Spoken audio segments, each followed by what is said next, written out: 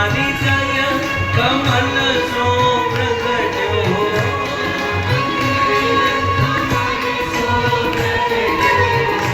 मारी दया कमल सो प्रगट्यो और श्याम हृदय कुमाय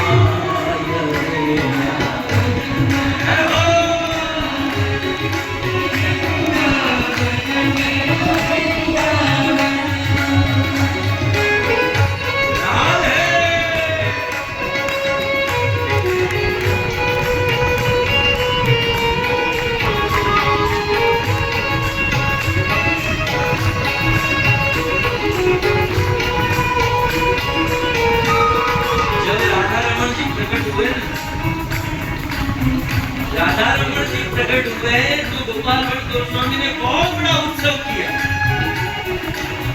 बहुत बड़ा उत्सव।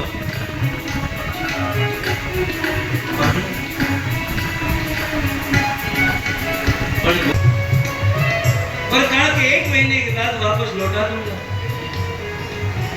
और उत्सव तो मना लिया, लेकिन हो गया कि जब मने बीक से मैं तुम्हारा कर्जो न થઈ ગયા આને થતો છે ઓક્સફોર્ડ કંપની છે। तो अब क्या करे, तो 1 महीने में पैसे वापस देने थे। 1 दिन 2 दिन 5 दिन 10 दिन और पकड़ बाबा इसको कौन दे। 29